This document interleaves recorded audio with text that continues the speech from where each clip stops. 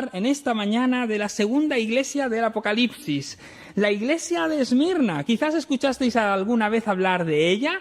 Hace 2 semanas hablamos de Éfeso, la iglesia más conocida de las 7 iglesias del Apocalipsis. Y si no escuchaste nunca hablar nada de las iglesias del Apocalipsis, y si no te suena a nada de nada, resulta que en el último libro de la Biblia, el libro del Apocalipsis, cuando Juan empieza a hablar, cuando Juan empieza a ver la visión que tiene y el ángel habla con Juan, lo primero, prácticamente, después de una breve presentación en la que ve al Señor en toda su gloria, después de eso aparece el mensaje a las 7 iglesias que estaban en lo que se conocía como el Asia Menor, lo cual hoy es Turquía. En la zona de Turquía, allí están todavía, se pueden visitar las ruinas de esas 7 ciudades antiguas. Pero Esmirna no es como las otras ciudades, es diferente. Y hablaremos de ello. Hay números, listas y listados en las que a las personas, a las entidades, a los países les gustaría figurar, y listados en los que no. Nos gustaría estar en la lista, pues no lo sé, pero piensa tú, con mayor número de científicos per cápita. Nos gustaría estar en el top 10, en la lista de países más desarrollados, o países con mejores servicios sanitarios, o en el top 10 en la lista de países con el Producto Interior Bruto más alto, o con los sueldos más elevados, o países en los que el nivel de vida o la esperanza de vida es más larga. España somos unos de los que estamos arriba del todo, en esperanza de vida. Lo podemos ver porque realmente en España se envejece y se envejece bien. Pero hay listados y países, o listados de países en los que no nos gustaría estar, los listados de alguna manera de la vergüenza. Y hay un listado trágico, vergonzoso y triste, que es la lista mundial de persecución.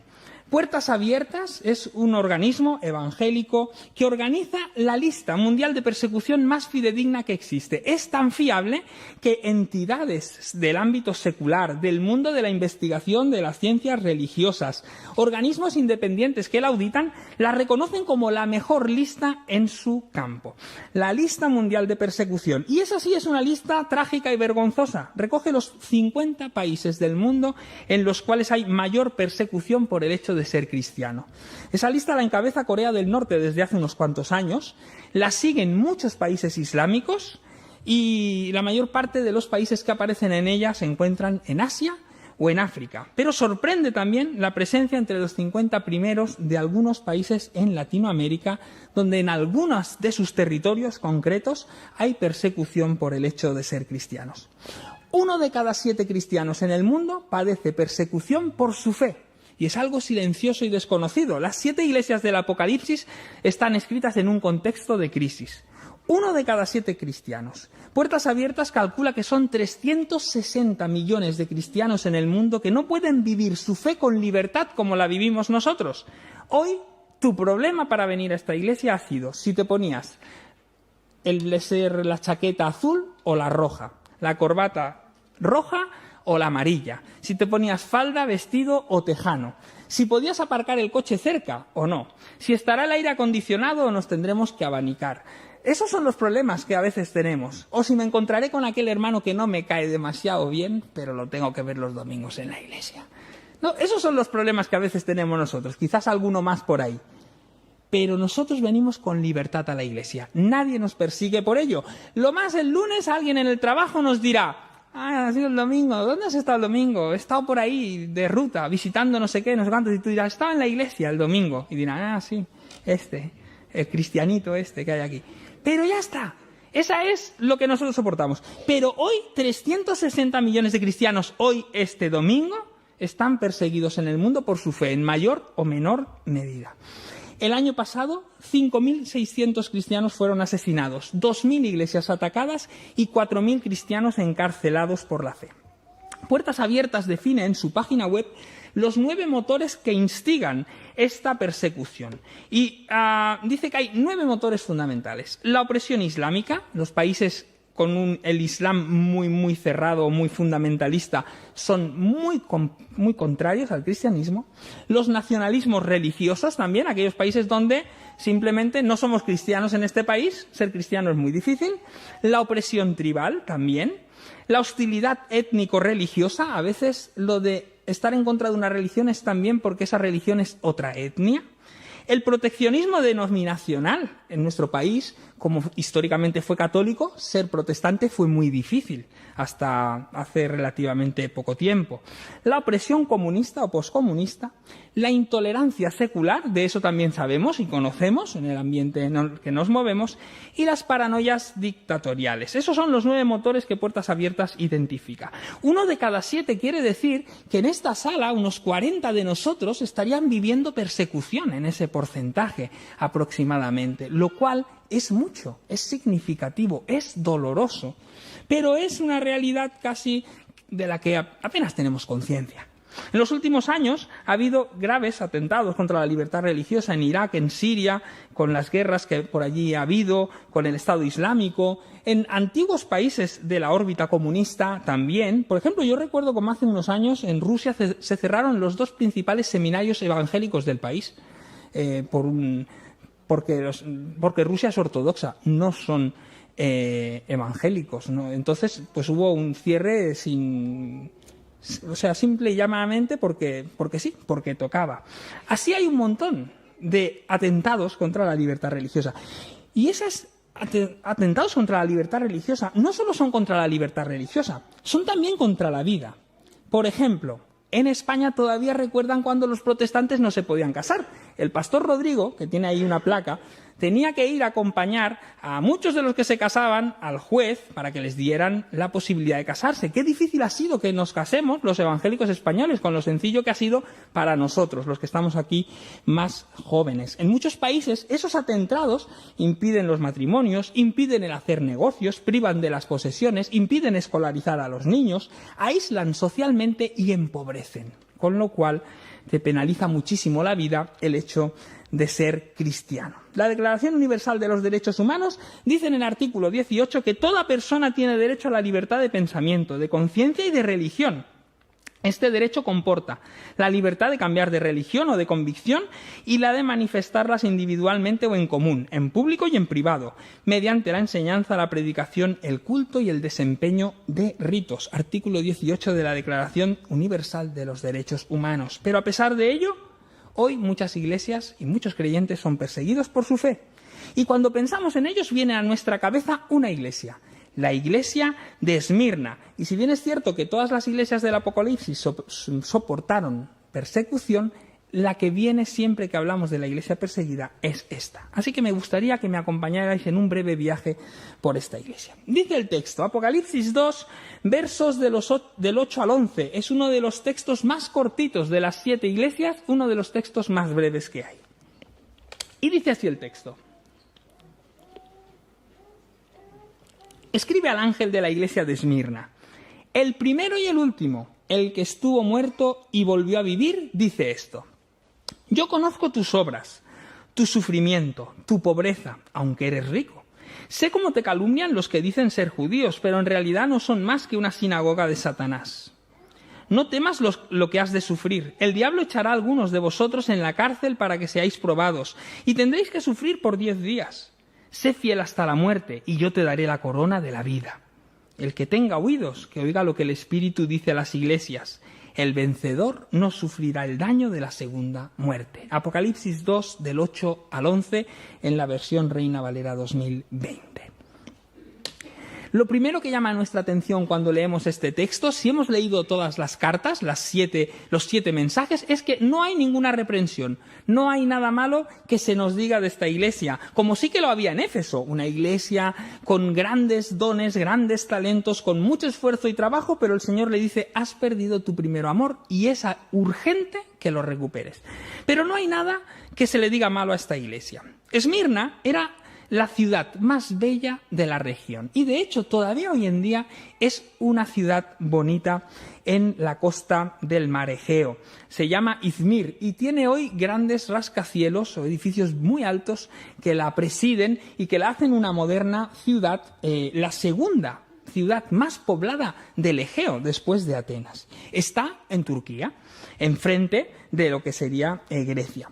La ciudad estaba ubicada en lo que era la antigua Asia Menor, muy cerquita de Éfeso, y quedaba escondida o recogida al amparo de un golfo que hacía que el puerto fuera más seguro que otros puertos, que estuviera protegido de las tormentas y de las invasiones de la época. El viento céfiro del lugar soplaba y refrescaba la ciudad normalmente. Era una ciudad libre también, y ese estatus dentro del Imperio Romano era importante.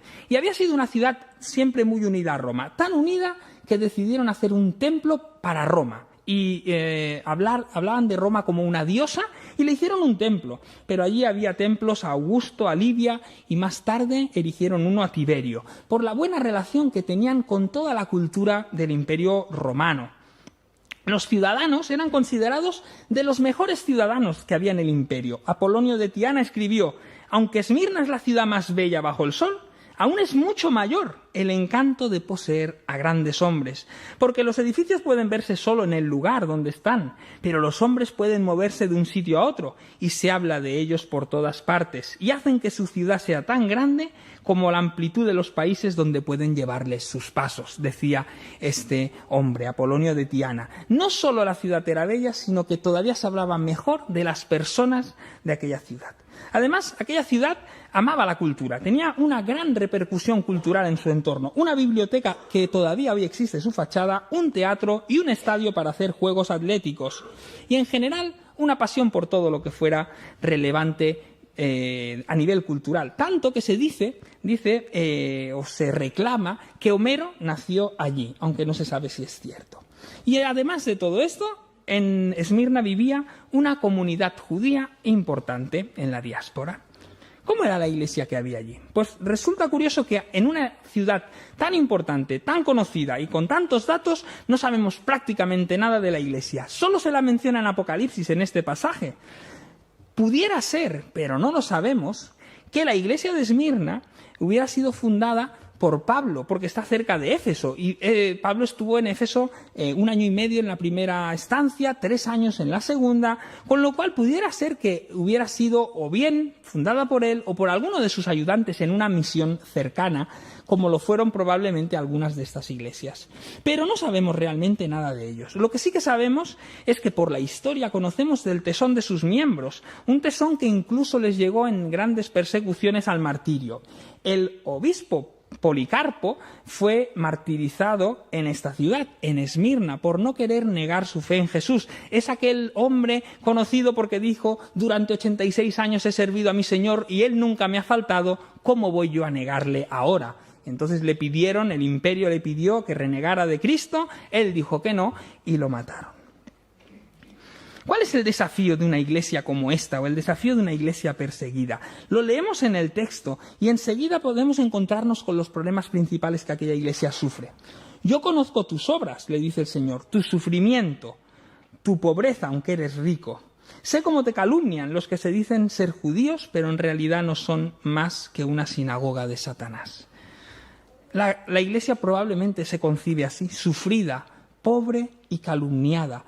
Acordaros, o seguramente os viene a la cabeza la iglesia de la Odisea, cuando se piensa que es rica, y el Señor le dice: pero en el fondo eres pobre, muy pobre. Pero de esta es lo contrario, ellos se sienten pobres y el Señor le dice que son ricos. El texto de Apocalipsis habla de sufrir y de probar, y luego habla de probar o de tentación, y los usa de la misma manera, indistintamente. La prueba y la tentación tienen una palabra similar en griego, con lo cual a veces se pueden mezclar o traducir de las dos maneras. La idea que hay detrás de la tribulación es tener la sensación de estar aplastado por un gran peso. Así es como se sienten ellos. Y esa tentación y esa prueba responde a una idea clara: las dificultades que la Iglesia enfrenta por la persecución, que son promovidas por el imperio, pero que van a sacudir la vida de los creyentes. Aunque sean hombres los responsables, porque al final detrás de aquellas torturas hay hombres, en el marco del Apocalipsis, en el marco de la lucha entre el bien y el mal que nos presenta el Apocalipsis, esto es una obra de Satanás que está detrás de todo eso. Y como decía, hay 3 elementos claves del desafío de esta iglesia. Es una iglesia sufrida, están sufriendo, porque las persecuciones en aquel momento, en el contexto en el que se escribe Apocalipsis, llevan el sufrimiento físico al final. Muchos de los cristianos eran martirizados, pero también un sufrimiento social y emocional. perdían sus posesiones, eran apartados de sus familiares en muchas ocasiones, a veces eran enviados a otros territorios para repoblar otros lugares, eran de alguna manera excluidos socialmente por su fe. Recordad que dijimos hace un par de semanas, los judíos, su culto sí estaba contemplado dentro del Imperio Romano. Tenían libertad para celebrar su culto, pero el cristianismo era un culto nuevo, naciente, que se veía como algo peligroso y además los judíos se mostraban muy contrarios a ello, con lo cual estaban recibiendo o no tenían ningún tipo de miramientos a la hora de perseguirlos, porque los veían como algo peligroso. La carta dice que es pobre la Iglesia, porque como decíamos muchas veces convertirse iba unido a perder las posesiones, a que te echaran de los trabajos. Eso lo vemos en muchas cartas las cartas de Pablo. Cuando se habla por ahí, las fiestas que había tenían mucho que ver con los oficios, la gente muchas veces estaba vinculada a sus gremios laborales y ahí se adoraba a otros dioses, con lo cual muchas veces convertirse también implicaba que al final quedabas fuera de esos gremios, de esos ámbitos sociales, y poco a poco ibas siendo excluido también de la vida económica de la ciudad. Además, muchos de los primeros creyentes eran de las clases bajas de la sociedad, con lo cual quedaban mucho más expuestos a la pobreza. Y además es una iglesia que enfrenta otro desafío, que son que sus cultos eran inmorales, que se comían a la gente, relaciones o tensiones entre las relaciones, que no honraban al César, que en Esmirna amaban tanto y que el Imperio Romano proveía con tanto énfasis. Así que quizás los judíos, que no eran especialmente simpáticos con el primer cristianismo, pues ayudaron con esas difamaciones o calumnias, y por eso Juan recoge en su carta y habla de la sinagoga de Satanás en un juego de palabras. Hoy nuestros hermanos perseguidos en el mundo también lo son, perseguidos por causas ideológicas, también son excluidos socialmente, también son más pobres por culpa de esto, también son difamados, injuriados o calumniados, y son desafíos que muchas veces terminan con la fe. Y es importante señalar esto, porque a veces nos pensamos, la prueba nos acerca y nos conecta con el Señor, pero no es cierto eso. En muchos de los estudios que hay, grandes estudios a nivel global, descubrimos que la prueba nos aleja muchísimas veces. Claro que algunos los fortalece, cuando nos sacuden algunos se quedan más agarrados, pero muchas personas lo tiró y cayó entre piedras, y cuando vinieron las pruebas y las tribulaciones y las dificultades, aquel grano que había crecido rápido se secó. Problemas, ¿por qué nos persiguen? ¿Por qué lo pasamos mal? ¿Por qué la vida es difícil? ¿Por qué tenemos tantos problemas? ¿Por qué a mí me pasan estas cosas? Y ya no solo las persecuciones, sino los problemas diarios que cada uno de nosotros enfrentamos. Y nos preguntamos, ¿por qué pasa todo esto? ¿Por qué sucede? Y eso sacude nuestra vida. Y eso, en muchas ocasiones, nos aleja y nos separa del Señor, porque no entendemos el porqué de estas cosas. ¿Qué le dice el Señor a una iglesia así? A una iglesia que está sufriendo, y está sufriendo mucho. ¿Cómo animarla? ¿Cómo encontrar palabras? Es muy difícil encontrar palabras en esos casos. Pero cuando leemos entre líneas, el Señor dice, empieza la carta, el primero y el último, el que estuvo muerto y volvió a vivir, dice esto. Y en el verso 9, después de hablar de los sufrimientos, yo conozco tus obras, en el verso 9 y en el 10, no temas lo que has de sufrir, sé fiel hasta la muerte y yo te daré la corona de vida. El que estuvo muerto y volvió a vivir no es cualquier cosa. ¿Sabéis? Corría una leyenda en el tiempo en que se escribe el Apocalipsis que Nerón había resucitado.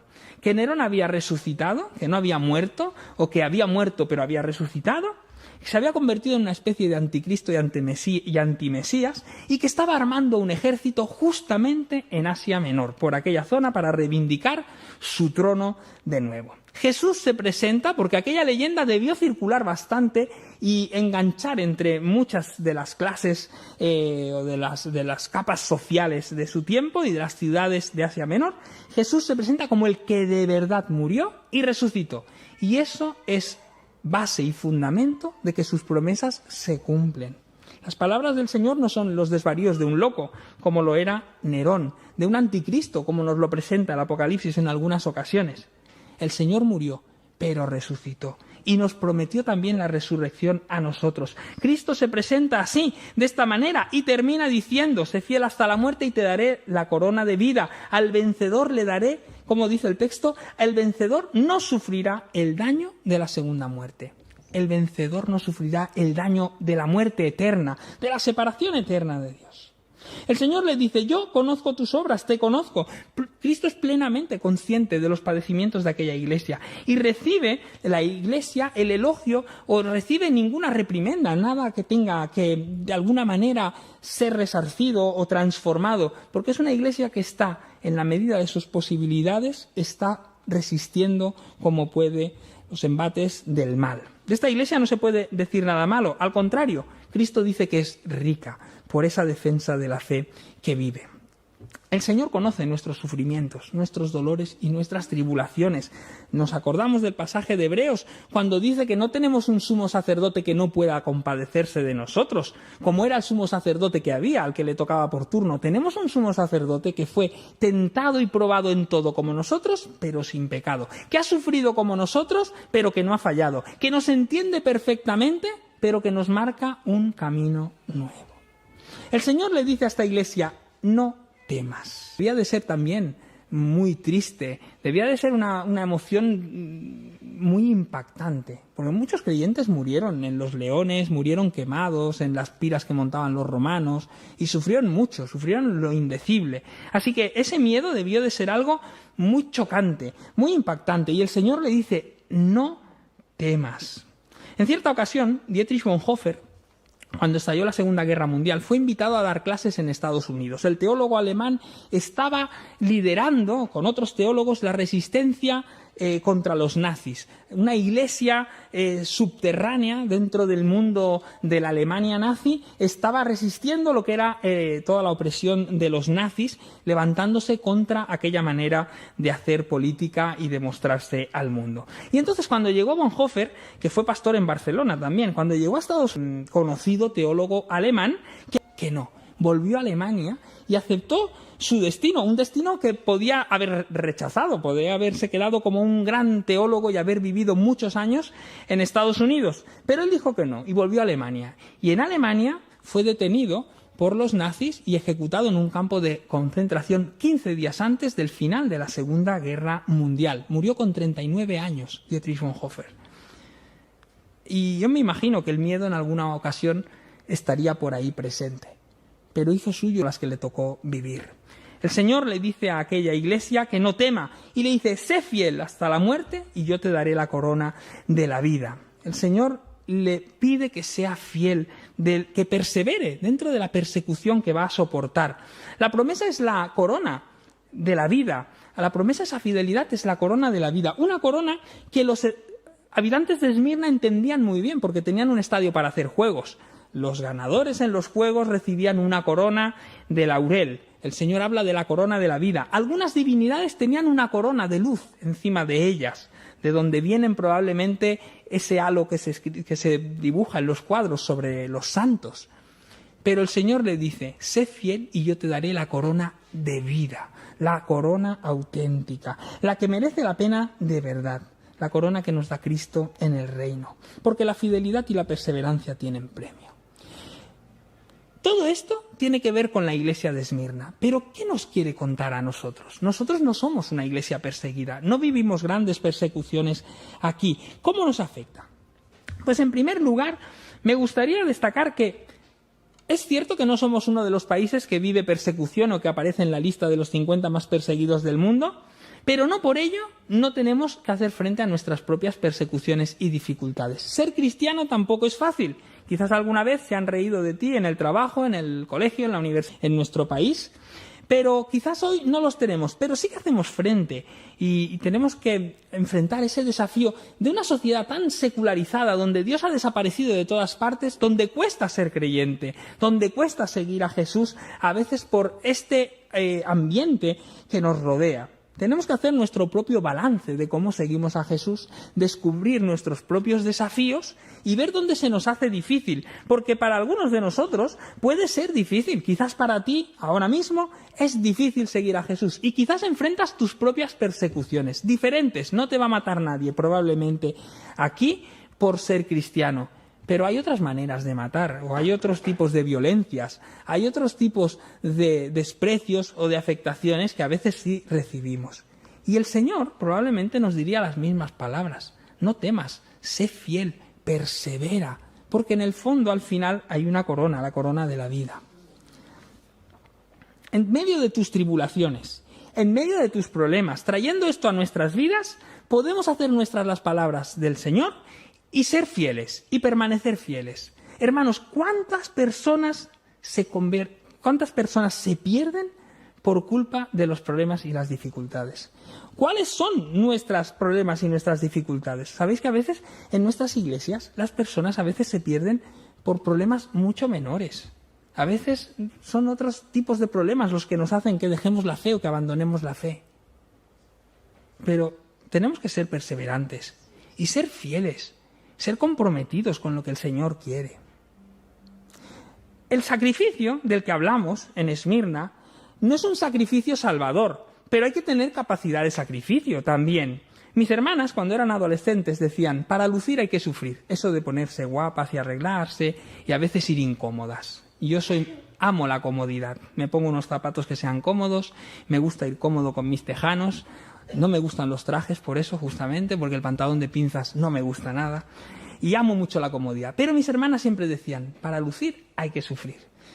Debemos de romper una teología que existe a veces, que pregona un sacrificio vicario del creyente. A veces invocamos aquel texto, es necesario que a través de pruebas y tribulaciones entremos en el reino de los cielos. Y lo hemos hecho tan nuestro que pensamos que si no sufro, no está bien.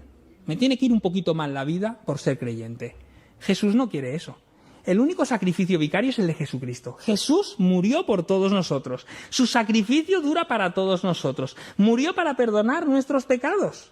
Nosotros no tenemos que sufrir. Ahora bien, es casi inseparable de la experiencia cristiana el hecho de que a veces haya dificultades, porque nuestra fe genera incomprensión, genera rechazo en muchas ocasiones, a veces genera incluso violencia de aquellos que se ven amenazados por nuestra predicación, cuando Dios transforma las vidas.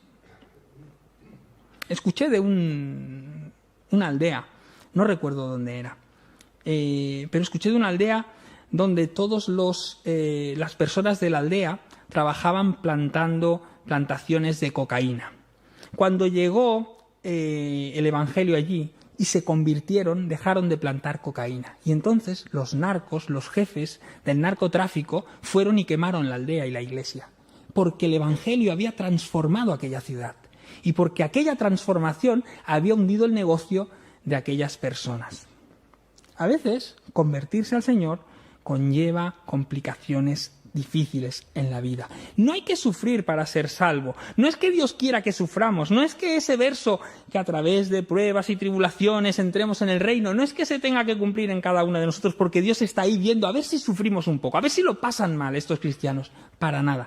Pero es que lleva ligado del todo a nuestra experiencia cristiana el hecho de que vivir como Dios quiere conlleva muchos rechazos, conlleva que muchas veces nos dejen de lado.